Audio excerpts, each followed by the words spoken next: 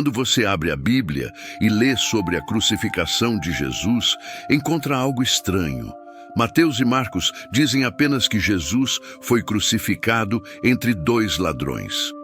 Lucas conta que um deles zombou de Cristo, mas o outro se arrependeu e foi salvo. Mas nenhum evangelho revela os nomes desses homens. Então, de onde vem o nome São Dimas? Por que a igreja preservou sua memória com tanto carinho? E por que existe uma lenda antiga que diz que ele conheceu Jesus 30 anos antes da cruz, quando salvou a Sagrada Família de bandidos no deserto? Hoje vamos subir o Monte Calvário, vamos ficar entre as três cruzes e vamos descobrir a história secreta do único criminoso que Jesus canonizou instantaneamente. O sol da Palestina queimava sem misericórdia sobre o Monte Calvário, naquela sexta-feira que mudaria para sempre o curso da história humana. Era o meio-dia, mas uma escuridão inexplicável começava a cobrir o céu, como se a própria natureza recuasse diante do horror que se desenrolava naquele monte de execuções. O vento carregava poeira e o gosto metálico do sangue. Jerusalém fervilhava lá embaixo, cheia de peregrinos que haviam chegado para a Páscoa, alheios ao drama cósmico que se desenrolava a poucos metros das muralhas da cidade. Três cruzes se erguiam contra o horizonte escurecido. Três homens agonizavam, pregados à madeira pelos pulsos e pelos pés, suspensos entre o céu e a terra, entre a vida e a morte. A crucificação era a forma mais cruel de execução inventada pelo engenho humano. Os romanos a reservavam para escravos, rebeldes e criminosos da pior espécie. Era morte lenta, dolorosa, humilhante. Os condenados podiam levar dias para morrer, lutando por cada respiração, enquanto o peso do próprio corpo comprimia os pulmões. Mas naquele dia, as três mortes seriam diferentes, porque entre aqueles três homens pregados na madeira, havia um que não era como os outros. No centro, destroçado por chicotes romanos, coroado com espinhos, havia um homem que os soldados zombeteiramente haviam chamado de Rei dos Judeus. À sua esquerda e à sua direita, dois criminosos comuns pagavam por seus crimes com a vida. A multidão se aglomerava ao pé das cruzes. Alguns choravam, outros gritavam insultos. Sacerdotes do templo observavam com satisfação, finalmente livres daquele profeta incômodo que havia ameaçado sua autoridade. Soldados romanos jogavam dados, dividindo as roupas dos condenados. Mulheres cobriam o rosto e soluçavam. O ar estava pesado de agonia, ódio, desespero, mas ali, naquele monte de morte, algo extraordinário estava prestes a acontecer. Um dos maiores mistérios da história cristã estava para se revelar. Uma conversão tão rápida e completa que desafiaria toda a lógica humana. Um ato de misericórdia tão profundo que ecoaria por 2000 anos. Para entender o que aconteceu naquele dia, precisamos fazer uma pergunta que intriga teólogos há séculos. Quem eram aqueles dois homens crucificados ao lado de Jesus? Os evangelhos os chamam simplesmente de ladrões ou malfeitores. Não mencionam seus nomes, não contam suas histórias. São figuras anônimas, dois entre milhares de criminosos que Roma executou em suas províncias. Mas a Igreja Antiga guardou suas memórias, preservou seus nomes e contou uma história que, mesmo não sendo comprovada historicamente, carrega uma verdade espiritual profunda. Uma história que conecta aquele dia terrível no Calvário a outro dia, 33 anos antes, num deserto distante, quando um bebê fugia de um massacre. O homem crucificado à direita de Jesus se chamava Dimas. Seu nome vinha do grego e significava pôr do sol ou morte. Um nome profético, porque seria justamente no pôr do sol de sua vida, na hora de sua morte, que ele encontraria a luz verdadeira. Era um homem de meia idade, corpo marcado por cicatrizes de inúmeras lutas e fugas. Mãos calejadas de anos, segurando espadas e adagas. Rosto curtido pelo sol implacável dos desertos da Judéia. À esquerda de Jesus estava Gestas, cujo nome em grego evocava violência e arrogância. Os dois haviam sido capturados juntos, líderes de um bando de salteadores que aterrorizava as estradas entre Jerusalém e Jericó. Haviam matado, roubado, espalhado terror. Agora pagavam o preço.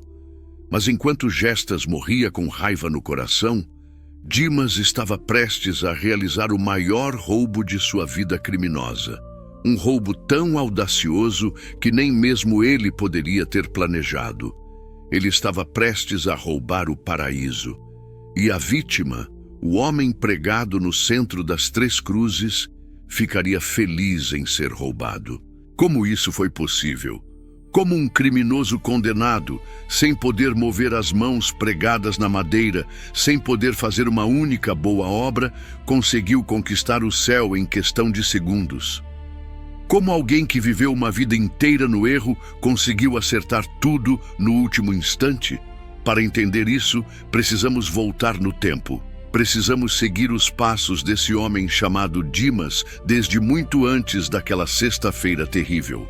Precisamos ir até o Egito, até um deserto perigoso, até uma noite em que uma jovem mãe fugia para salvar a vida de seu filho bebê. Precisamos descobrir a lenda que diz que Dimas e Jesus já haviam se encontrado antes, quando ambos eram apenas crianças, quando um ato de misericórdia plantou uma semente que floresceria 30 anos depois, numa cruz. A Igreja Católica ensina que para alguém se tornar santo é necessário um processo longo e complexo. Investigações minuciosas sobre a vida da pessoa, análise rigorosa de suas virtudes, comprovação científica de milagres realizados por sua intercessão, aprovação de cardeais e bispos e, finalmente, a assinatura do Papa. O processo pode levar décadas, até séculos. Mas houve uma exceção. Uma única vez na história do cristianismo, alguém foi canonizado instantaneamente. Não pelo Papa, mas pelo próprio Deus. Não no Vaticano, mas numa colina de execução. Não por uma vida de virtudes, mas por um único momento de fé verdadeira. Aquele homem era Dimas. E sua história começa não no Calvário, mas muito antes, numa noite no deserto do Egito, quando ele ainda era jovem e sua alma ainda não estava completamente endurecida pelo crime. O Egito, 3 décadas antes do Calvário. A noite caía sobre o deserto como um manto negro salpicado de estrelas impossíveis de contar. O silêncio era quebrado apenas pelo uivo distante de chacais e pelo farfalhar do vento nas dunas de areia. Era uma terra antiga, misteriosa, onde faraós haviam construído pirâmides e onde agora se escondiam aqueles que fugiam da justiça ou da injustiça. Por uma estrada pouco conhecida, quase invisível na paisagem árida, caminhava uma pequena família. Um homem mais velho, carpinteiro pela aparência de suas mãos calejadas, guiava um jumento. Sobre o animal, uma jovem mulher segurava com cuidado infinito um bebê enrolado em panos simples. Eram refugiados, fugitivos. Haviam deixado para trás sua terra natal porque um rei enlouquecido pela paranoia havia ordenado uma matança de inocentes. José andava em silêncio, olhos constantemente varredendo o horizonte em busca de perigos. Maria apertava Jesus contra o peito, cantarolando baixinho canções de ninar para manter o menino calmo. A jornada havia sido longa e perigosa. Cada sombra podia esconder um soldado de Herodes. Cada som desconhecido podia ser uma patrulha romana. Mas havia um perigo que José não havia previsto. Aquela região do deserto era território de bandidos, salteadores que atacavam caravanas, roubavam mercadores, sequestravam viajantes por resgate. Eram homens sem lei, sem piedade, que haviam escolhido viver à margem da sociedade, pela força da espada e da violência. E justamente numa dessas noites, quando a Sagrada Família atravessava uma passagem estreita entre rochas, eles foram cercados. Surgiram das sombras como espectros. 10, 15 homens armados com espadas, facas, porretes, rostos cobertos por panos, apenas os olhos brilhando com a expectativa do saque. O líder do bando, um homem grande e brutal chamado Demátios, avançou com a espada desembainhada. José colocou-se na frente do jumento, braços abertos, tentando proteger sua família. Não temos nada de valor, disse com voz firme, apesar do medo que certamente sentia. Somos apenas uma família fugindo da perseguição. Deixem-nos passar em paz. Demétios riu, um som áspero e sem humor. Todos dizem que não tem nada. Vamos ver. Ele fez um gesto para seus homens. Revistam tudo, e se não encontrarem ouro, levem o jumento e a mulher. Foi quando um jovem se adiantou do grupo. Tinha talvez 20 anos, corpo ágil, de quem estava acostumado a escalar rochas e correr pelo deserto. Era filho de Demacos, treinado desde criança na arte do banditismo. Seu nome era Dimas. Dimas aproximou-se do jumento, inicialmente apenas para seguir as ordens do pai. Mas quando chegou perto de Maria, algo o fez parar. Ela o encarou diretamente nos olhos, sem medo, sem súplica, apenas com uma serenidade que ele nunca havia visto antes. E então ela afastou um pouco o pano que cobria o bebê. Dimas olhou para o rosto da criança. Jesus dormia tranquilamente, alheio ao perigo, as mãos minúsculas fechadas, respiração suave e regular. Havia algo naquele bebê que Dimas não conseguia explicar. Uma luz que não vinha das estrelas. Uma paz que desarmou completamente seu coração endurecido pela violência. Mais tarde, ele tentaria descrever aquele momento e não encontraria palavras adequadas.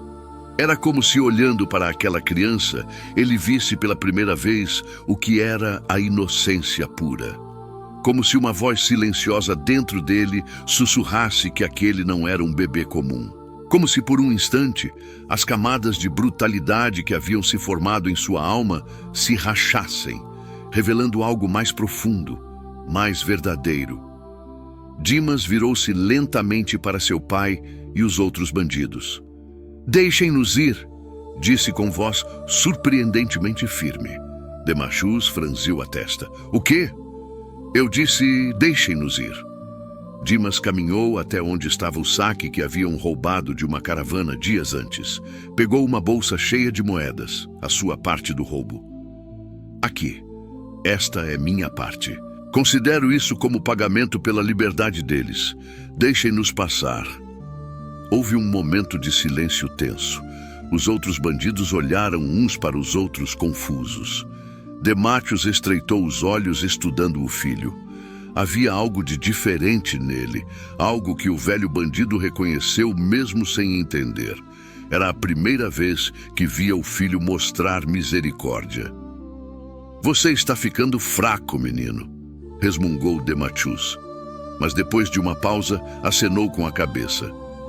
Está bem. Se você quer desperdiçar sua parte do saque com refugiados, problema seu. Vamos embora. Os bandidos recuaram para as sombras. José pegou rapidamente as rédeas do jumento, pronto para partir antes que mudassem de ideia. Mas Maria permaneceu olhando para Dimas por mais um momento. Ela segurou a mão do jovem ladrão com delicadeza. O que você fez hoje não será esquecido, disse ela com uma voz suave, mas que carregava peso de profecia. O Senhor Deus te recompensará por esta misericórdia. Um dia, quando você mais precisar, a bênção que você deu hoje voltará para você. Dimas não entendeu completamente o que aquelas palavras significavam. Apenas acenou com a cabeça, ainda meio atordoado pelo estranho encontro. E então observou enquanto a pequena família desaparecia na escuridão do deserto, em direção à segurança temporária do Egito. Aquela noite marcou Dimas de uma forma que ele não conseguiu esquecer. Nas semanas e meses que se seguiram, enquanto continuava sua vida de crimes, roubando caravanas e aterrorizando viajantes, havia momentos em que se lembrava daquele bebê e daquela mulher. Momentos em que se perguntava se poderia ter escolhido outro caminho. Mas o deserto não perdoava fraquezas. A vida de bandido era tudo o que ele conhecia. E assim, Dimas continuou descendo um caminho que o levaria inevitavelmente para uma cruz no Monte Calvário. Mas aquela semente de misericórdia que havia sido plantada naquela noite no Egito não morreu. Ficou adormecida, esperando o momento certo para germinar. Os anos passaram como tempestades de areia no deserto, apagando pegadas, mudando a paisagem, mas deixando a terra árida essencialmente a mesma. Dimas cresceu em estatura e em reputação. O jovem que havia mostrado misericórdia uma vez no deserto do Egito tornou-se um dos bandidos mais temidos da Judéia. As estradas entre Jerusalém e Jericó eram particularmente perigosas. Aquela rota, descendo das montanhas através de um desfiladeiro rochoso, conhecido como a Subida Vermelha, era território de Dimas e seu bando. Mercadores tremiam ao ter que fazer aquela jornada. Peregrinos viajavam em grandes grupos, buscando proteção nos números. Mas mesmo assim, muitos caíam nas emboscadas. Dimas havia se tornado habilidoso em sua profissão violenta. Conhecia cada pedra, cada curva, cada esconderijo ao longo daquela estrada. Ele e seus homens atacavam com precisão brutal, aparecendo das rochas como demônios, levando o que queriam e desaparecendo antes que qualquer autoridade pudesse responder. A vida de bandido na Palestina do primeiro século não era romantizada. Não havia honra entre ladrões. Não havia códigos nobres. Era uma existência brutal, suja, constantemente à beira da violência. Dimas havia matado homens. Havia espancado mercadores relutantes em entregar seus bens. Havia deixado viajantes feridos, sangrando no deserto. Cada crime adicionava outro peso em sua alma. Cada violência endurecendo um pouco mais seu coração. Mas havia momentos, raros e perturbadores, em que aquela memória antiga voltava. O rosto daquela mulher no deserto, aquele bebê pacífico, aquelas palavras sobre bênção futura. Em noites insones, quando o vento uivava através das cavernas onde se escondiam, Dimas às vezes se perguntava que tipo de homem poderia ter se tornado se tivesse feito escolhas diferentes. Gestas havia se juntado ao bando alguns anos depois. Era mais jovem que Dimas, mas mais cruel, mais impulsivo. Onde Dimas roubava por necessidade e cálculo, Gestas parecia gostar da violência por si mesma. Os dois formaram uma parceria perigosa, liderando ataques cada vez mais ousados. Roma governava a Judéia com punho de ferro, mas até o império mais poderoso do mundo tinha dificuldade em policiar completamente aquelas terras áridas e montanhosas. Havia simplesmente muitos esconderijos, muitas cavernas, muitos desfiladeiros onde bandidos podiam desaparecer. As autoridades romanas focavam em manter a ordem nas cidades e ao longo das rotas comerciais principais. As estradas secundárias eram deixadas aos cuidados de tropas locais, geralmente mal equipadas e mal motivadas. Durante anos, Dimas e Gestas operaram quase com impunidade, mas a sorte de todo criminoso eventualmente acaba. Roma não tolerava desafios à sua autoridade indefinidamente, e quando a violência dos bandidos começou a afetar o comércio e os impostos que Roma tanto valorizava, ordens foram dadas para uma repressão severa. Foi durante a Páscoa. Jerusalém estava lotada de peregrinos. As estradas fervilhavam de viajantes. Dimas e Gestas, levados pela ganância de alvos fáceis e abundantes, tornaram-se descuidados.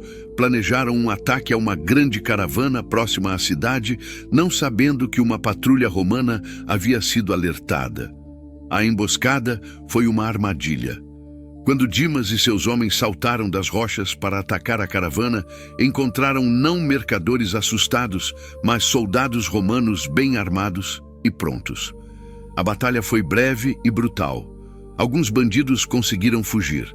Outros foram mortos no local. Dimas e Gestas, identificados como líderes, foram capturados vivos.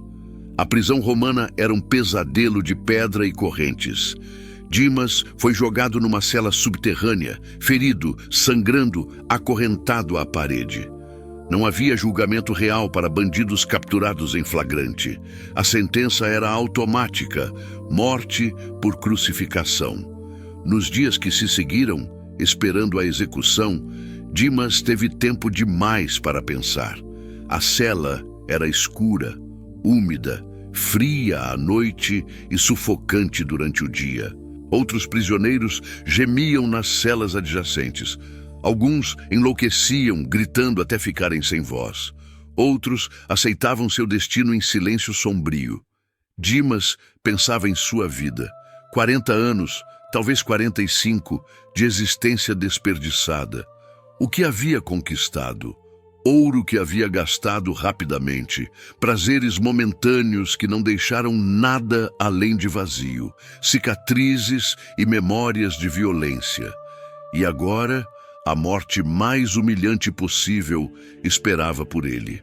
Ele pensou em seu pai, Demachos, morto anos antes numa emboscada. Pensou nos homens que havia liderado, a maioria também morta ou presa.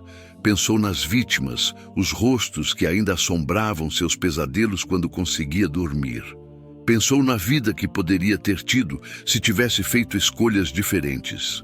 E, estranhamente, naqueles últimos dias na escuridão da prisão, Dimas pensou novamente naquela noite no deserto do Egito. Aquele bebê, aquela mulher, aquela sensação de paz que havia sentido, tão diferente de tudo que conheceu desde então. Perguntou-se onde estaria aquela família agora, provavelmente de volta em Israel, vivendo em paz em alguma aldeia tranquila. Provavelmente a criança havia crescido, talvez aprendido o ofício do pai carpinteiro. Dimas não sabia que aquele bebê estava agora na mesma cidade, Jerusalém. Não sabia que o bebê havia crescido e se tornado um profeta itinerante que pregava sobre amor, perdão e reino de Deus. Não sabia que os líderes religiosos haviam o condenado por blasfêmia e o entregado aos romanos para execução. Não sabia que em poucos dias ele e aquele bebê agora crescido estariam lado a lado, pregados em cruzes, morrendo sob o mesmo sol impiedoso. A providência divina, em sua sabedoria misteriosa, estava orquestrando um encontro final. Uma profecia feita 33 anos antes estava prestes a se cumprir. A misericórdia mostrada uma vez, brevemente, num deserto distante, estava prestes a retornar de uma forma que Dimas jamais poderia imaginar. A quinta-feira antes da Páscoa foi uma noite agitada em Jerusalém. Havia rumores por toda a cidade sobre eventos estranhos. Diziam que o profeta de Nazaré, aquele Jesus que havia causado tumulto no templo dias antes, havia sido preso. Diziam que havia julgamento no meio da noite. Diziam que os sumos sacerdotes queriam sua morte. Na prisão subterrânea onde Dimas aguardava, essas notícias chegavam filtradas, distorcidas. Guardas romanos conversavam entre si e fragmentos de suas conversas chegavam aos ouvidos dos prisioneiros. Falavam de um rei dos judeus que seria crucificado junto com os bandidos. Riam da ideia. Mais um fanático religioso que não entendia o poder de Roma. Dimas não prestou muita atenção. Profetas e messias falsos eram comuns na Judéia. Todo ano aparecia alguém proclamando a libertação de Israel, reunindo seguidores apenas para ser esmagado pelas legiões romanas. Este tal Jesus era provavelmente apenas mais um na lista. Que diferença fazia para Dimas? Ele estaria morto até o pôr do sol da sexta-feira de qualquer forma. A noite foi longa. Impossível dormir com a agonia da espera. Dimas podia ouvir Gestas na cela ao lado, alternando entre bravatas raivosas e momentos de silêncio perturbador. Outros prisioneiros rezavam, pedindo misericórdia aos deuses, embora soubessem que nenhuma misericórdia viria. A lei romana era implacável. Quando a aurora finalmente clareou o céu, trazendo consigo a promessa de um dia terrível, os guardas começaram a se movimentar. Chegou a hora. Chaves bateram em fechaduras enferrujadas. Correntes foram removidas. Dimas e Gestas foram arrastados de suas celas, piscando contra a luz repentina que doía nos olhos acostumados à escuridão. Do lado de fora, um pequeno pátio. 3 vigas horizontais de madeira estavam dispostas no chão. As cruzes. Cada condenado seria forçado a carregar sua própria cruz, ou pelo menos a viga horizontal, até o local de execução. Era parte da humilhação, fazer o condenado participar de sua própria morte. Dimas olhou para a madeira áspera. Era pesada, ele sabia. Farpas ficariam cravadas nos ombros. O peso cortaria a pele, especialmente se já estivesse rasgada por chicotadas. Mas o que importava? Logo, nada importaria mais. Foi quando ele viu o terceiro condenado. Um homem foi trazido por soldados romanos e Dimas precisou de um momento para processar o que estava vendo. O homem estava irreconhecível, coberto de sangue de pés à cabeça. Havia sido espancado tão brutalmente que mal parecia humano.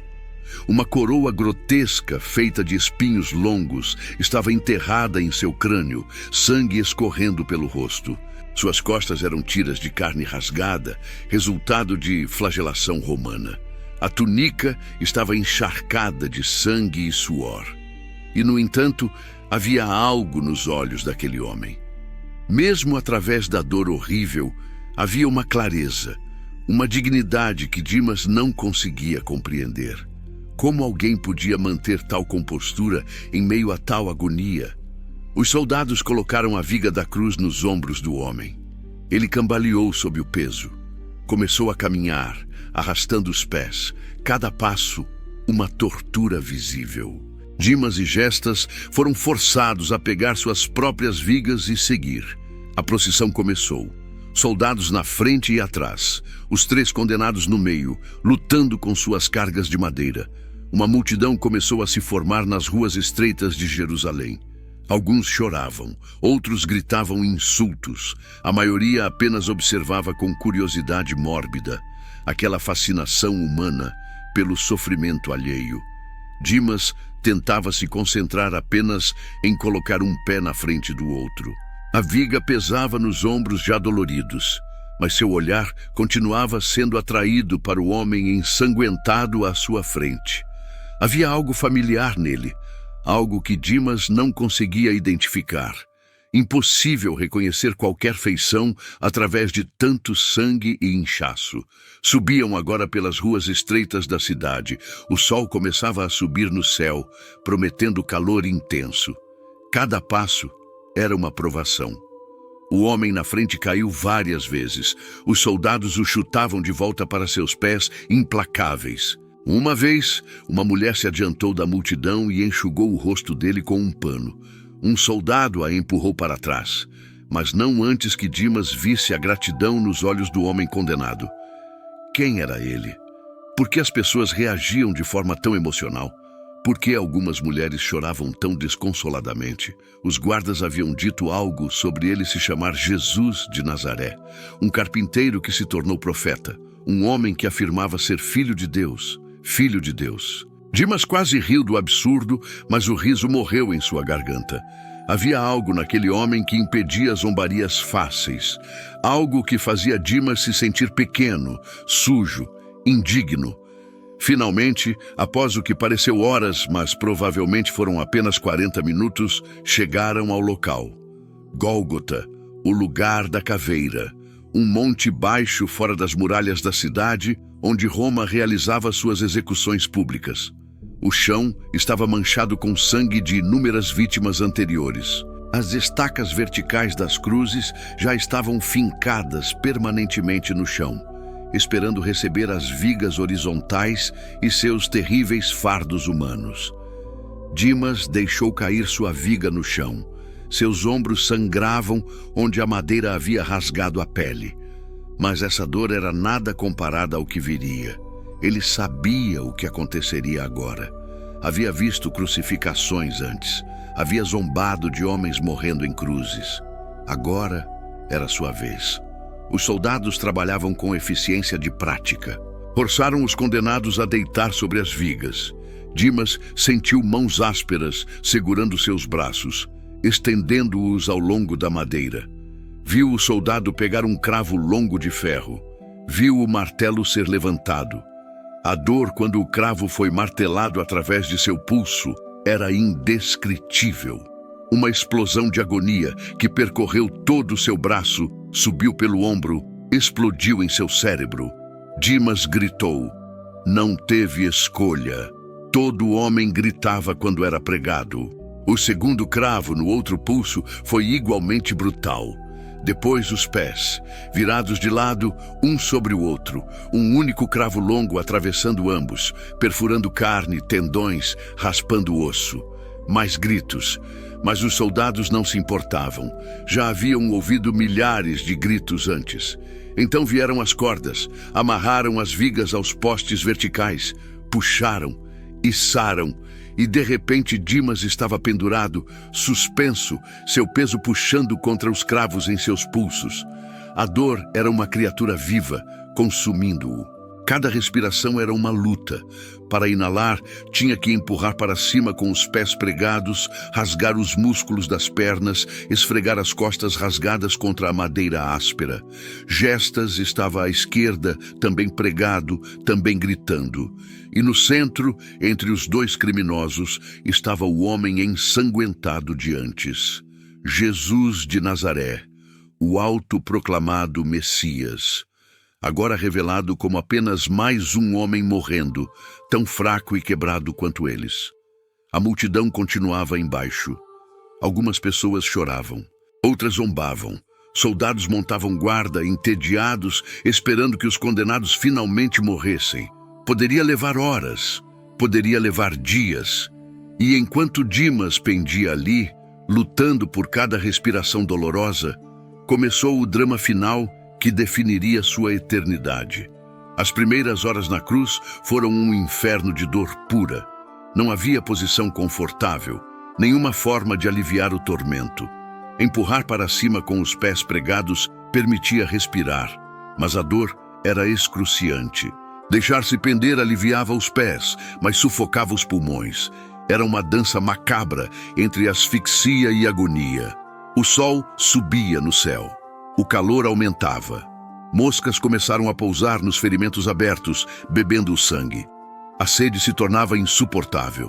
Lábios rachavam, língua inchava. O corpo já destroçado começava o lento processo de falência. E através de tudo isso, a multidão continuava. Sacerdotes do templo haviam vindo observar, satisfeitos com a destruição do profeta que os havia desafiado. Salvou outros, gritavam em zombaria, mas não pode salvar a si mesmo. Se é o Filho de Deus, que desça agora da cruz. Soldados romanos jogavam dados aos pés da cruz, dividindo as roupas dos condenados. Era costume deles, uma pequena vantagem financeira de um trabalho sujo. Ocasionalmente olhavam para cima, verificando se os condenados ainda estavam vivos. Não havia pressa, a morte viria quando viesse. Mas havia outros na multidão, mulheres que choravam silenciosamente. Um homem jovem, pouco mais que um adolescente, mantendo-se próximo a uma mulher mais velha. Discípulos que haviam seguido Jesus, agora impotentes para fazer qualquer coisa além de testemunhar seu sofrimento. Gestas, à esquerda de Jesus, estava furioso. A dor o tornava mais raivoso, mais amargo. Ele cuspiu sangue e começou a gritar. Não és tu o Cristo? Ele zombou, direcionando suas palavras para Jesus no centro. Salva-te a ti mesmo e a nós. Era a lógica desesperada de um homem morrendo. Se Jesus realmente tivesse poder divino, por que não o usava? Por que deixar-se morrer assim? Gestas não queria salvação espiritual. Ele queria descer daquela cruz, voltar para sua vida, continuar seus crimes. Ele queria um milagre que servisse seus propósitos egoístas, mas Jesus não respondeu. permaneceu em silêncio, olhos fechados, lábios movendo-se em oração silenciosa. E então Dimas abriu os olhos. Havia algo acontecendo dentro dele, uma mudança sutil, mas profunda. Enquanto pendia ali, entre a vida e a morte, sua mente começou a clarear de uma forma estranha. Era como se a proximidade da morte estivesse queimando as ilusões, as mentiras que havia contado a si mesmo por toda a vida. Dimas olhou para Jesus. Realmente olhou. Observou como aquele homem não amaldiçoava seus torturadores, como não gritava ameaças ou obscenidades, como, mesmo em agonia, havia uma dignidade, uma nobreza que transcendia a humilhação física. Então Dimas ouviu, fraco, mas claro. Jesus estava rezando. Pai, ele sussurrava, perdoa-lhes, pois não sabem o que fazem, perdoa-lhes.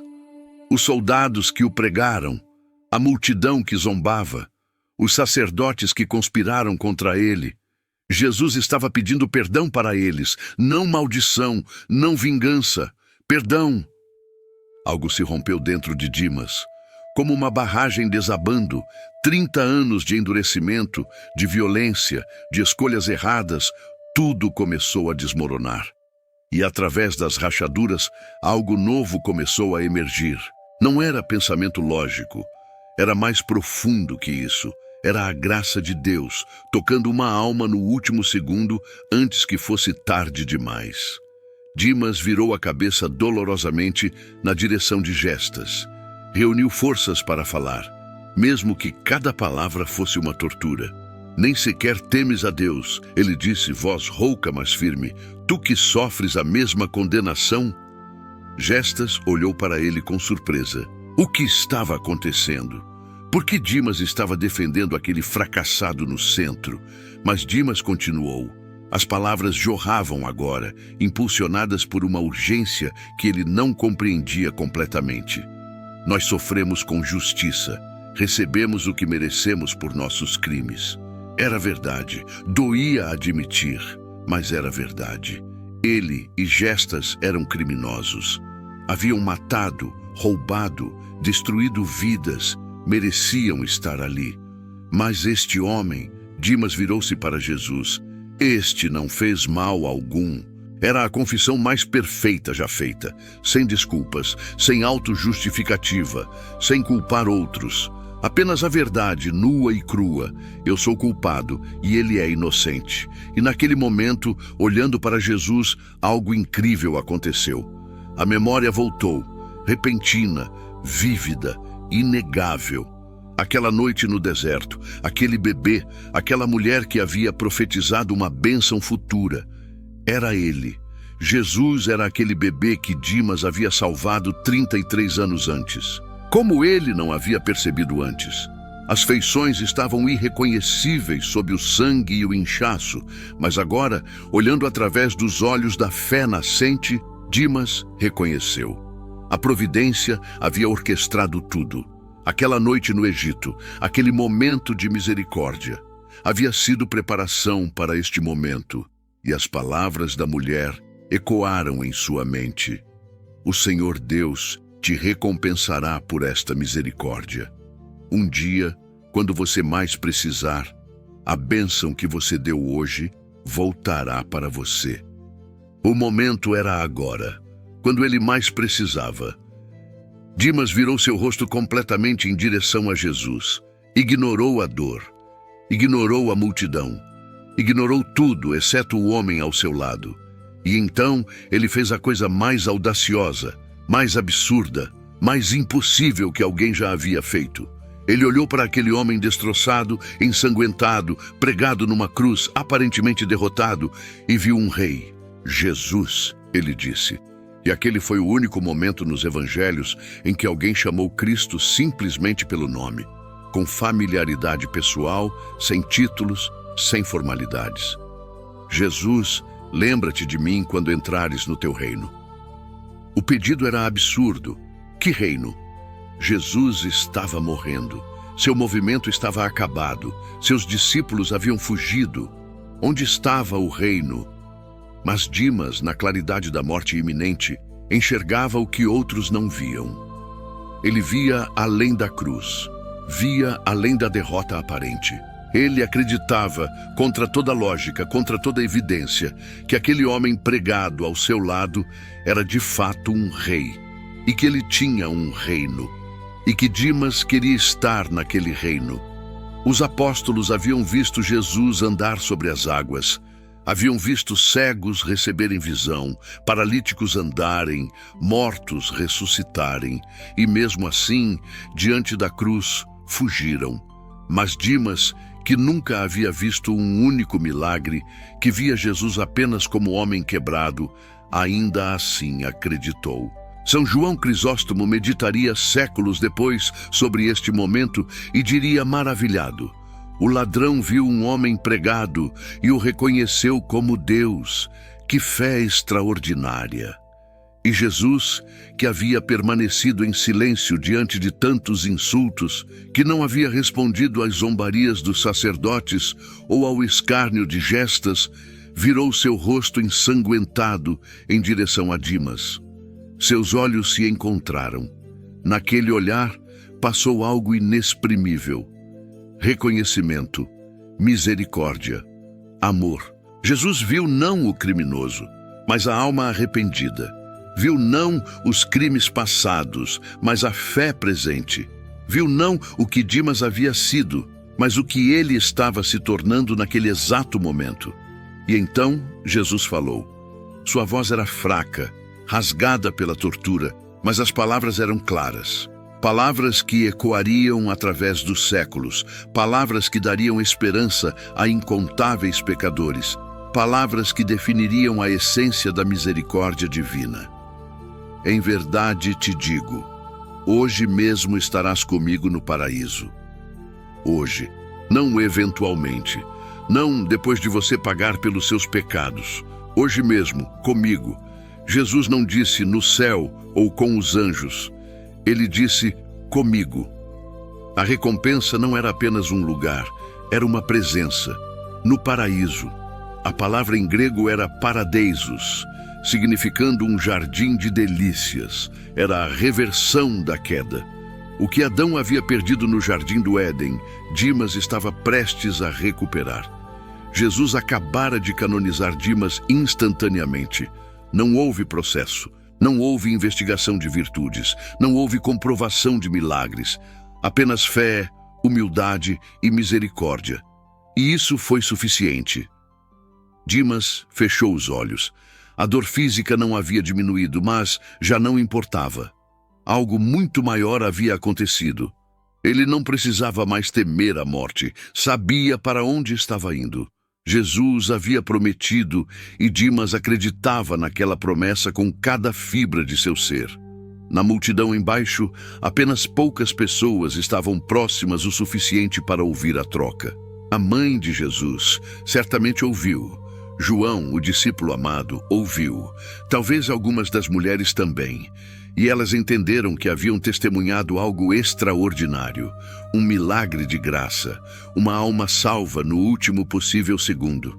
As horas continuavam a arrastar-se com crueldade.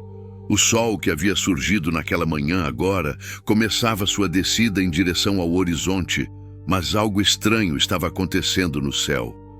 Uma escuridão não natural começou a cobrir a terra.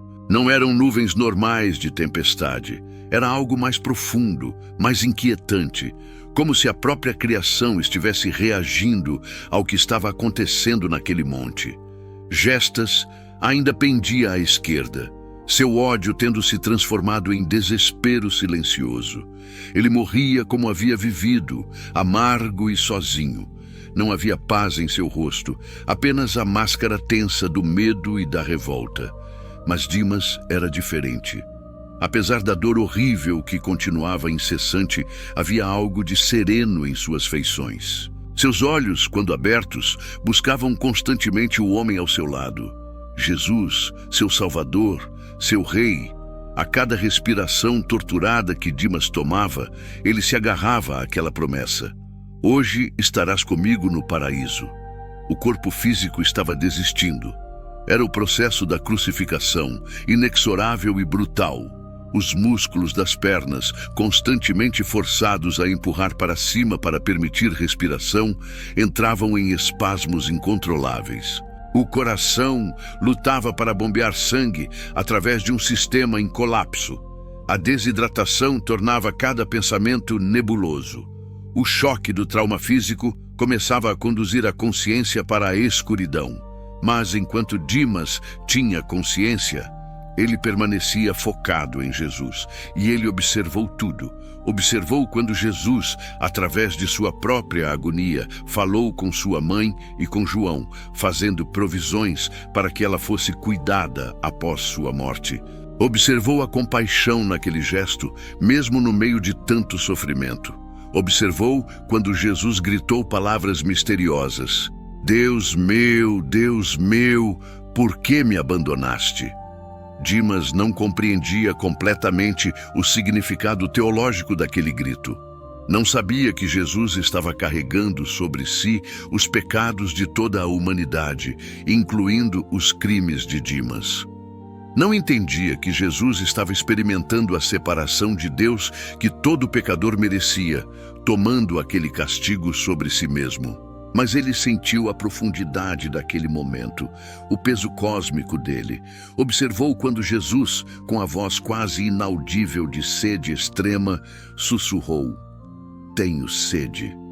Um soldado embebeu uma esponja em vinagre azedo e a ergueu até os lábios de Jesus. Era uma pequena misericórdia, mas ajudava minimamente. E então, quando Dimas sentia sua própria consciência começando a escorregar, quando a escuridão começava a puxá-lo para baixo, ele ouviu Jesus gritar uma última vez. Não era um grito de desespero. Era um grito de vitória, forte e claro. Está consumado. E depois, mais suave, quase pacífico: Pai, em tuas mãos entrego o meu espírito. Jesus inclinou a cabeça e morreu. Naquele instante, o véu do templo em Jerusalém se rasgou de alto a baixo. A terra tremeu. Rochas se partiram. Era como se toda a criação estivesse respondendo à morte de seu Criador. O centurião romano, um homem endurecido por anos de serviço militar, que havia supervisionado centenas de crucificações, olhou para o corpo de Jesus e sussurrou com admiração assustada: Verdadeiramente, este homem era justo. Este era o Filho de Deus. Para Dimas, tudo estava ficando confuso. A dor tinha alcançado um ponto onde o corpo começava a desligar para se proteger. Mas ele havia visto, tinha testemunhado. Jesus havia morrido primeiro, e havia morrido como um rei, com autoridade sobre a própria morte. Os soldados, ansiosos para acelerar o processo e ir para casa antes do sábado judaico, começaram a quebrar as pernas dos condenados. Era o golpe final. Sem poder empurrar para cima com as pernas, os crucificados sufocavam rapidamente. Eles vieram primeiro para Gestas. O som do osso quebrando era horrível. Gestas soltou um último grito e depois silenciou, afundando em asfixia. Então vieram para Dimas. Ele viu o soldado se aproximar com a barra de ferro. Viu o braço se levantar, sentiu o impacto, a explosão final de dor quando seus ossos da perna se estilhaçaram. Mas aquela dor era distante agora, porque Dimas estava vendo algo mais. Através da escuridão que envolvia sua visão, através do véu da morte que começava a cair, ele via uma luz. Não do sol, que estava obscurecido. Era uma luz diferente, mais pura, mais real que qualquer coisa que ele já havia visto. E naquela luz ele via uma figura, Jesus, vivo, inteiro, sem feridas, sem sangue, radiante. E Jesus estendia a mão em direção a Dimas, sorrindo. Vem, a voz dizia calorosa e acolhedora. Hoje estarás comigo no paraíso. Dimas não tinha forças para responder com palavras, mas seu espírito, finalmente livre do corpo quebrado, respondeu. Ele alcançou aquela mão estendida e foi levado. Seu último pensamento: antes que a consciência terrena desaparecesse completamente, foi de gratidão esmagadora. Ele havia vivido uma vida de crimes, havia desperdiçado décadas em violência e egoísmo, mas no último momento possível, a misericórdia o havia encontrado. Não por algo que ele fez, mas por algo que ele acreditou. O corpo de Dimas permaneceu pendurado na cruz ao lado do corpo de Jesus. Duas vítimas da justiça romana, indistinguíveis externamente. Mas enquanto um corpo ali continha apenas um cadáver, o outro havia sido morada de algo extraordinário. Uma alma que no último segundo antes da morte havia feito a viagem mais longa possível, das trevas do pecado para a luz do paraíso. Quando finalmente tiraram os corpos das cruzes, o dia já estava terminando. O sábado judaico começaria ao pôr do sol, e nenhum trabalho podia ser feito durante o sábado, nem mesmo o trabalho sujo de dispor de cadáveres de criminosos. O corpo de Jesus foi entregue a José de Arimateia, um discípulo secreto que havia pedido permissão a Pilatos. Ele foi colocado num túmulo novo, enrolado em linho fino, ungido com especiarias caras. Era um enterro honroso, adequado para alguém que havia sido amado e respeitado. Os corpos de Dimas e Gestas foram tratados diferentemente. Eram criminosos comuns. Seus corpos foram jogados numa vala comum fora da cidade, onde os cadáveres de malefeitos eram descartados. Não havia parentes para reclamá-los. Não havia cerimônias, apenas o descarte eficiente de restos humanos indesejados. Mas se a terra tratou Dimas com desprezo, o céu o havia acolhido com honra. A tradição cristã antiga, guardada com carinho através dos séculos, conta que Dimas foi a primeira alma que Jesus levou ao paraíso. Quando Cristo desceu ao Sheol, o lugar dos mortos, para proclamar sua vitória e libertar as almas justas que haviam morrido antes dele, Dimas estava ali, esperando. E quando Jesus subiu de volta à glória, levou consigo aquele ladrão convertido. Imagine a cena. Dimas, que havia passado a vida roubando dos outros, agora caminhando pelos portões do paraíso ao lado do Messias.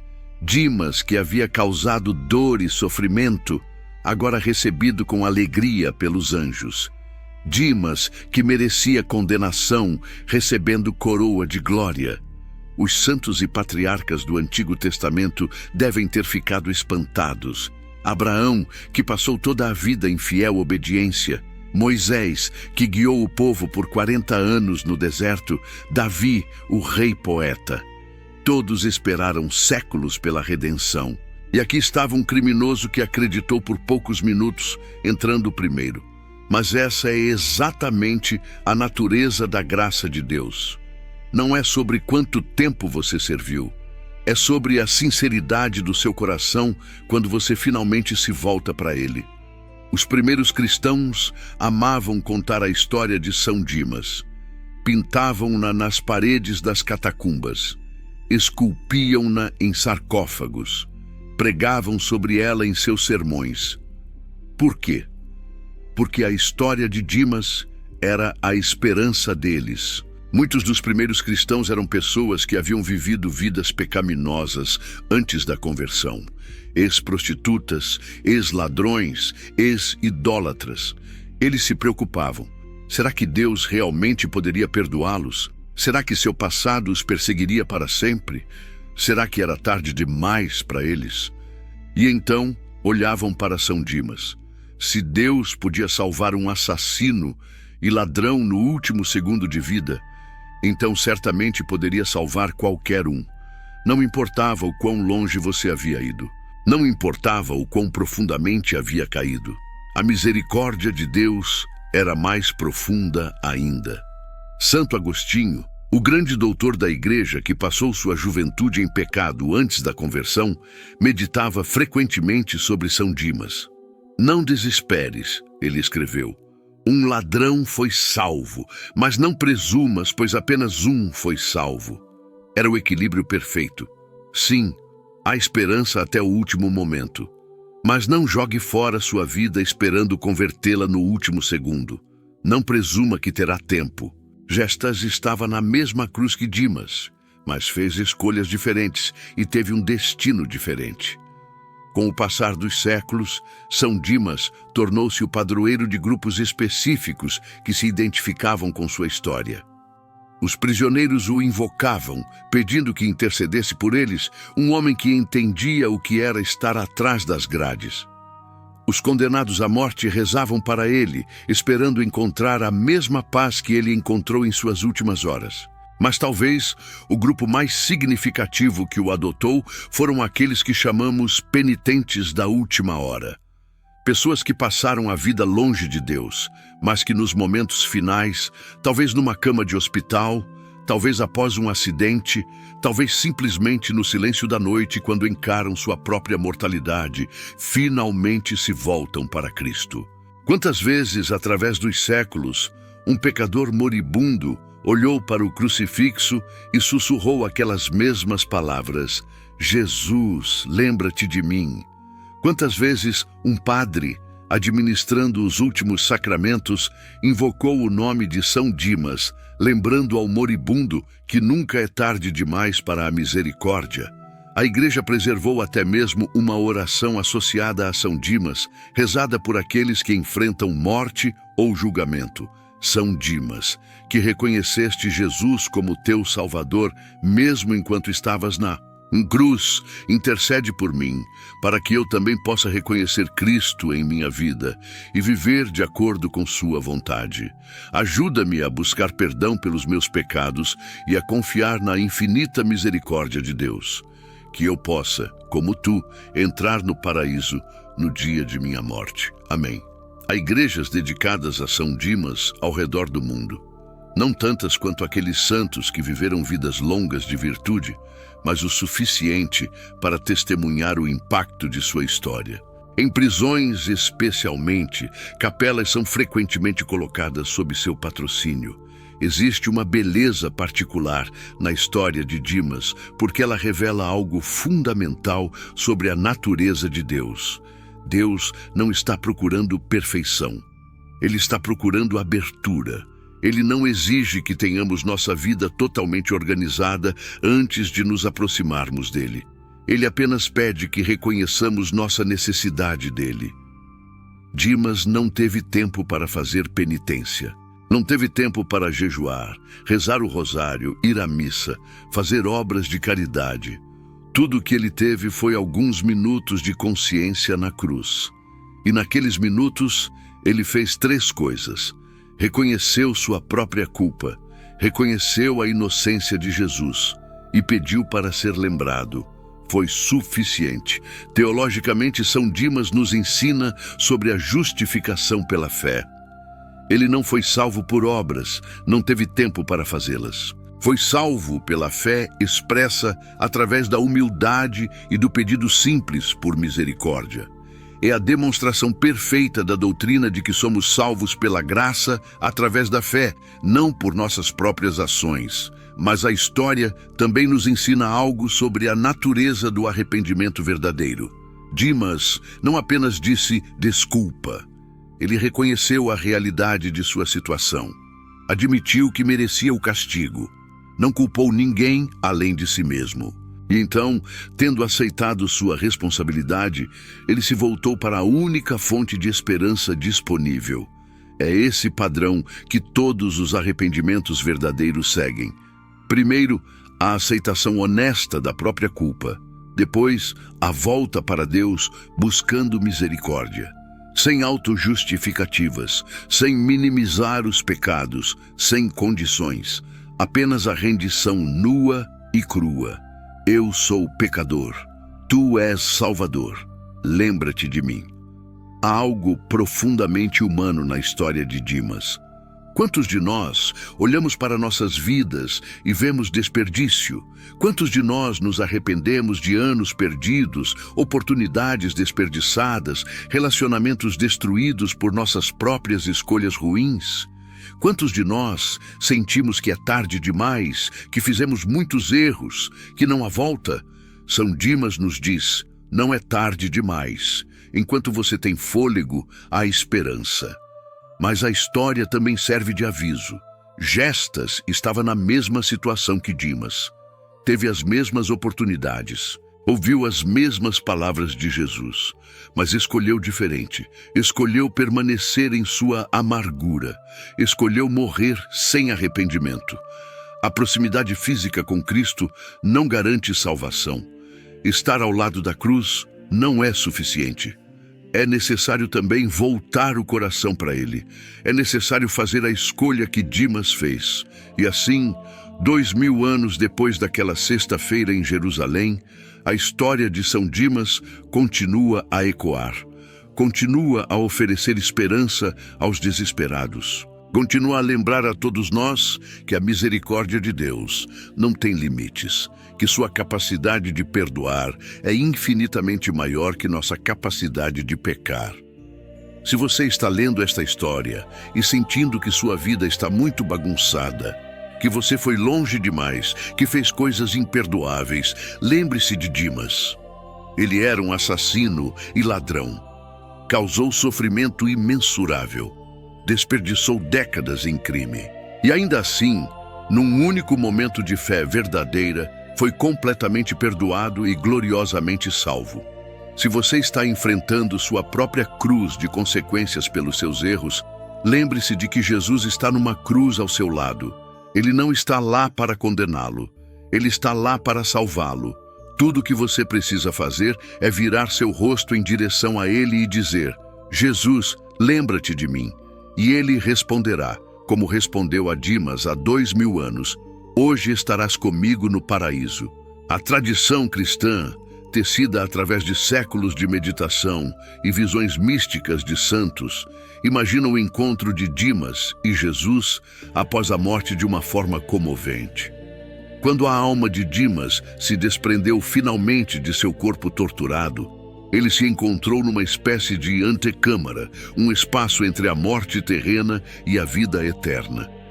Estava sozinho por um momento, e aquele momento foi suficiente para que toda sua vida passasse diante de seus olhos com clareza cristalina. Ele viu a si mesmo como criança, ainda inocente. Viu as escolhas, uma após outra, que o levaram pelo caminho do crime. Viu os rostos das vítimas. Viu a dor que causou. Viu os anos desperdiçados. E a vergonha daquilo tudo poderia ter sido esmagadora, exceto por uma coisa. Ele se lembrava da promessa: hoje estarás comigo no paraíso. E então a luz apareceu. Não era como luz terrena. Era luz viva, pulsante, cheia de amor tão intenso que seria insuportável se não fosse também completamente acolhedora. E da luz veio uma figura: Jesus. Mas não o Jesus da cruz, quebrado e sangrento. Este era Jesus glorificado, radiante, mais real que qualquer coisa que Dimas havia conhecido na terra. E, no entanto, ele reconhecia aquele rosto imediatamente. Os olhos eram os mesmos. Os olhos que haviam olhado para ele com misericórdia quando todos os outros olhavam com zombaria. Jesus sorriu. E naquele sorriso estava toda a aceitação, todo o perdão, toda a alegria. Ele estendeu a mão. Bem-vindo, amigo fiel, disse Jesus. Você ouviu minha voz e respondeu. Você me reconheceu quando eu estava escondido. Você acreditou quando todos duvidaram. Venha, entre na alegria do seu Senhor. Dimas quis se ajoelhar. Quis protestar que não merecia, que era indigno. Mas Jesus pegou sua mão antes que ele pudesse fazer qualquer uma dessas coisas. E no toque daquela mão, todo sentimento de indignidade foi transformado, não em arrogância, mas em humildade grata. Ele compreendeu então, de uma forma que transcendia palavras, a verdade central do Evangelho. Não se tratava de merecer, nunca foi sobre merecer. Foi sempre sobre graça, foi sempre sobre um Deus que amou o mundo tanto que estava disposto a morrer para salvá-lo. E naquele amor havia espaço para todos, até mesmo para ladrões moribundos. Jesus o conduziu então. E enquanto caminhavam, Dimas olhou para trás uma última vez, para a terra que havia deixado. Viu as 3 cruzes no Calvário. Viu seu próprio corpo sendo retirado sem cerimônia. Viu a escuridão que ainda cobria Jerusalém. E então viu algo mais.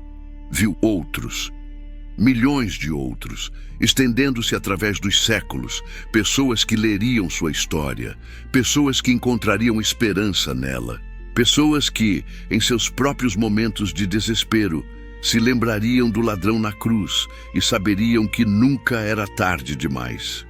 Viu prisioneiros em celas escuras, rezando seu nome. Viu pecadores arrependidos, buscando a mesma misericórdia que ele havia encontrado. Viu moribundos em leitos de hospital sussurrando aquela mesma oração: Jesus, lembra-te de mim. E Dimas compreendeu então por que sua história havia sido preservada. Não para glorificá-lo. Ele era apenas um ladrão que havia feito uma escolha certa no último momento possível, mas para glorificar a misericórdia infinita de Deus. Para mostrar que não há ninguém além do alcance dessa misericórdia, para oferecer esperança quando toda esperança parece perdida. Vem, disse Jesus novamente gentilmente, há alguém esperando para ver você. E então Dimas a viu, a mulher do deserto, Maria.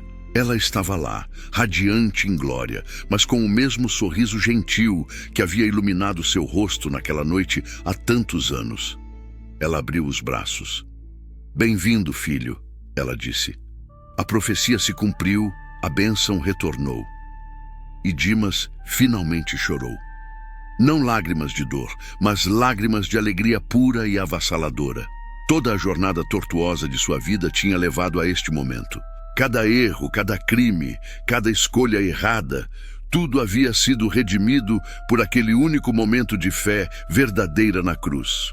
Ele entrou então no paraíso, e era mais lindo do que qualquer coisa que palavras terrestres poderiam descrever. Era lar, era paz, era alegria, era amor, era tudo que a alma humana ansiava desde que Adão e Eva deixaram o jardim do Éden. E São Dimas, o ladrão que roubou o paraíso, permaneceu lá para sempre, um testemunho eterno de que a misericórdia de Deus não conhece limites e que nenhum pecador está além da redenção.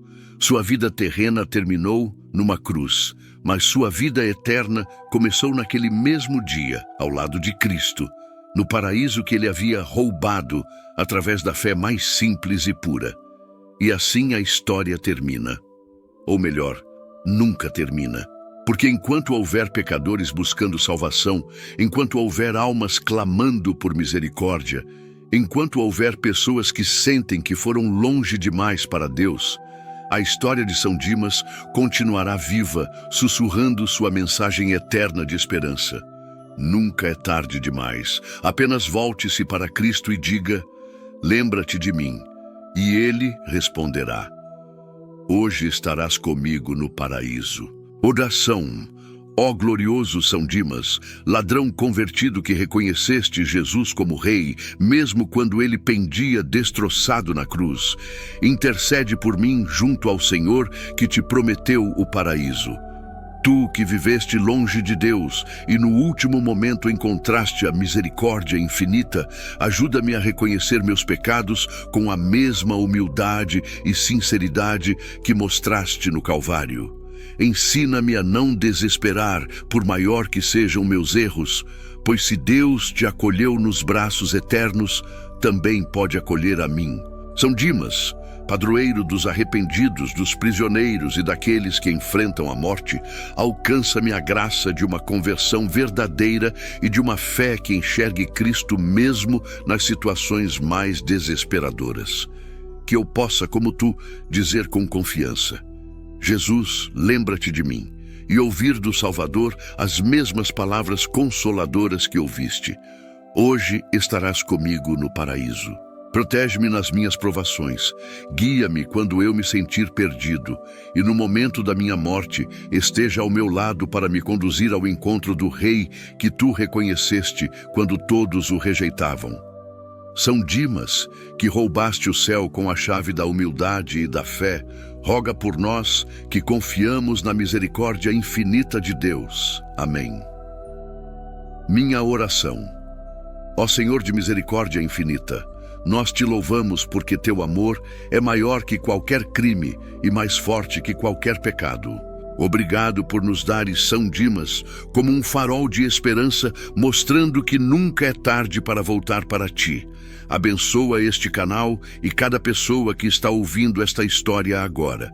Se houver alguém aqui que se sente condenado, indigno ou sem esperança, que a história do bom ladrão toque esse coração agora.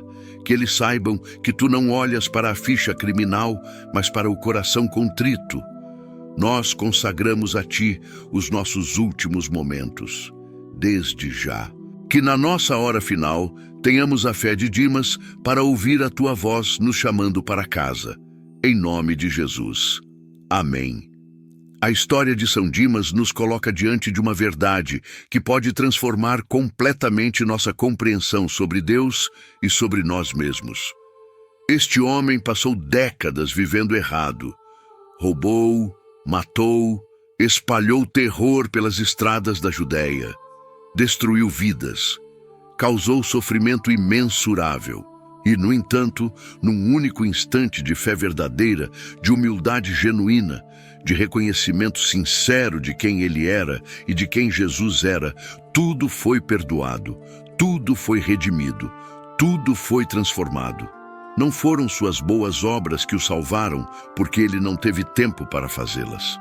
Não foi uma vida de virtudes, porque ele viveu justamente o oposto. Não foi penitência, jejum, orações ou sacrifícios. Foi apenas aquele momento de verdade absoluta, quando ele olhou para Jesus e disse: "Lembra-te de mim quando entrares no teu reino." E Jesus, que havia permanecido em silêncio diante de tantos insultos, respondeu imediatamente àquele único gesto de amor: "Hoje estarás comigo no paraíso." Esta é a essência do Evangelho. Não se trata de sermos perfeitos. Trata-se de sermos honestos. Honestos sobre nossos pecados. Honestos sobre nossa necessidade de um Salvador. Honestos em reconhecer que não podemos nos salvar sozinhos. São Dimas não fingiu ser melhor do que era. Não minimizou seus crimes. Não procurou desculpas. Ele simplesmente disse a verdade. Eu mereço estar aqui. Eu sou pecador. Mas este homem ao meu lado é inocente. E de alguma forma, mesmo pregado numa cruz, ele é rei. Quantas pessoas vivem hoje com o peso esmagador da culpa, acreditando que foram longe demais para Deus? Quantos carregam segredos sombrios do passado, convencidos de que nunca poderão ser perdoados? Quantos olham para suas vidas e veem apenas desperdício, anos perdidos, oportunidades destruídas por escolhas erradas? Para todos esses, São Dimas oferece uma mensagem poderosa. Não é tarde demais. Enquanto há vida, há esperança. Enquanto há um suspiro de consciência, há possibilidade de redenção. Mas a história também nos ensina algo crucial. Gestas estava na mesma situação que Dimas. Estava na mesma cruz, no mesmo monte, no mesmo momento. Ouviu as mesmas palavras de Jesus.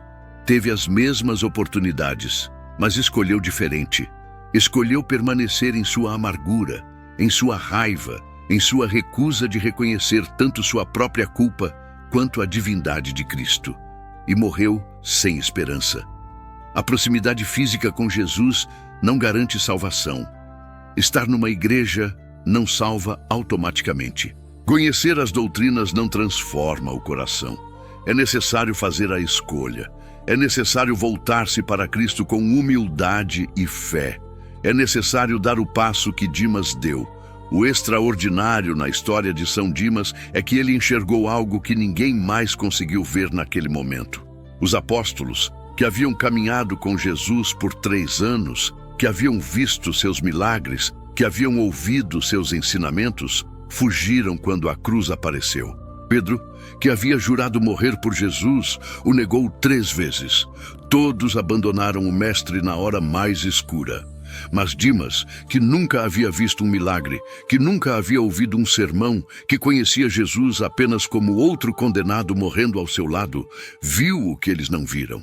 Ele viu além da aparência de derrota. Ele viu além do sangue e dos espinhos. Ele viu um rei. Essa é a fé que Deus procura.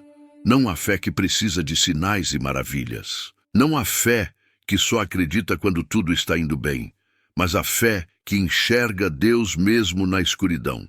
A fé que confia mesmo quando não entende. A fé que se agarra à promessa mesmo quando tudo parece perdido. E a resposta de Jesus foi imediata e completa. Não houve hesitação, não houve condições, não houve lista de exigências, apenas a declaração pura e simples da misericórdia divina. Hoje estarás comigo no paraíso. Hoje, não depois de você pagar pelos seus pecados, não depois de você fazer penitência suficiente. Hoje mesmo, porque quando Deus perdoa, Ele perdoa completamente. Quando Deus redime, Ele redime totalmente. Quando Deus transforma, a transformação é real e eterna. São Dimas nos ensina que nunca devemos subestimar o poder de um único momento de graça. Sua vida inteira foi uma série de escolhas erradas, mas aquele único momento de escolha certa foi suficiente para mudar seu destino eterno. Isso não significa que devemos desperdiçar nossas vidas esperando nos converter no último segundo. Gestas nos lembra que esse momento pode não vir, mas significa que enquanto estamos vivos, sempre há esperança, sempre há a possibilidade de conversão. Sempre há a oportunidade de olhar para Jesus e dizer: lembra-te de mim. Talvez você esteja assistindo este vídeo carregando o peso de erros do passado. Talvez haja coisas em sua história que você tem vergonha de lembrar. Talvez você sinta que decepcionou Deus tantas vezes que Ele já desistiu de você. A história de São Dimas diz que você está errado. Deus nunca desiste. Sua misericórdia não tem limites, seu amor não conhece barreiras, e Ele está esperando apenas que você se volte para Ele com coração sincero. Se esta história tocou seu coração, ajude outras pessoas a conhecerem também a extraordinária misericórdia de Deus revelada na vida de São Dimas. Inscreva-se no canal Hoje na História das Santidades, onde toda semana trazemos histórias inspiradoras de santos que provam que a santidade é possível para todos, não importa de onde começamos. Deixe seu like neste vídeo para que mais pessoas possam descobrir que nunca é tarde demais para a conversão. Compartilhe com aquela pessoa que precisa ouvir que há esperança, que há misericórdia, que há um Deus que espera ansiosamente para dizer: hoje estarás comigo no paraíso. E agora deixamos uma pergunta para reflexão. Se você estivesse naquela cruz, ao lado de Jesus, tendo apenas alguns minutos de vida restantes, o que você diria a Ele? Deixe sua resposta nos comentários. Vamos compartilhar uns com os outros nossos pensamentos e fortalecer nossa fé juntos. E não vá embora ainda. Logo acima aparecerá um vídeo especialmente selecionado para você. Outra história poderosa de conversão, de fé, de santidade conquistada contra todas as probabilidades. Continue esta jornada conosco. Continue descobrindo que o caminho para Deus está sempre aberto, sempre disponível, sempre esperando por nós. Que São Dimas interceda por todos nós para que tenhamos a humildade de reconhecer nossos pecados, a fé de reconhecer Jesus como nosso Salvador e a coragem de dizer com confiança: Jesus, lembra-te de mim. E que possamos ouvir no momento da nossa morte aquelas mesmas palavras consoladoras: hoje estarás comigo no paraíso.